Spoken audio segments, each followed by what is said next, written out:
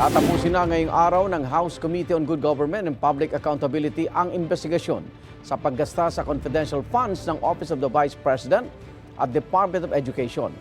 Ang Makabayan Bloc naman naglunsad ng signature campaign para matiyak na matutuloy ang impeachment trial laban sa bise. May unang balita si Jonathan Andal.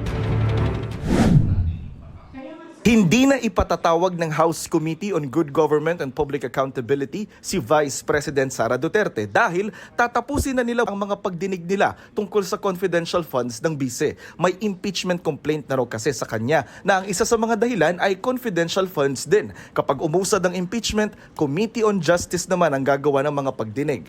Kasi pag na ito po sinumiti na sa Committee on Justice, automatic paharapin na rin po siya dyan. Ito po talagang purpose na itong ginagawa po namin investigation ay in aid of legislation. We were able to come up already with legislative bills na ipapasa po namin. Dahil nag-iimbestiga na rin daw ang militar, hindi na iimbestigahan ng komite sina Colonel Raymond Dante Lachica at Colonel Dennis Nolasco, mga security officer ng bise na pinagbigyan daw ng milyong-milyong pisong confidential funds. Nakikita po namin dito, magtataki pa na lang po dito, kaya hahayaan na po namin ang AFP na mag-conduct ng kanilang sariling investigasyon.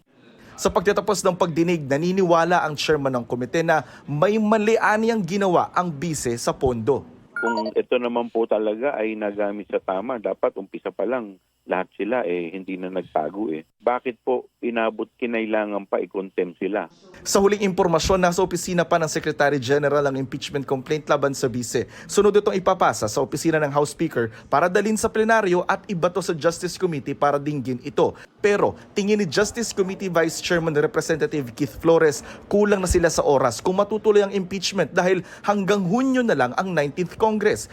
Kaya naglunsad ng signature campaign ng Makabayan Bloc na layong makakuha na agad ng 106 na boto ng mga kongresista para idiretso na sa Senado ang impeachment at hindi na dumaan sa mahabang proseso sa Kamara. Wala akong alam na nangangampanya to secure the signatures. Sa Cebu City, nagtipon sa Plaza Independencia ang mga taga-suporta ng bise na tutol sa impeachment. Itong unang balita, Jonathan Andal para sa GMA Integrated News. Igan, mauna ka sa mga balita, mag-subscribe na sa GMA Integrated News sa YouTube para sa iba't ibang ulat sa ating bansa.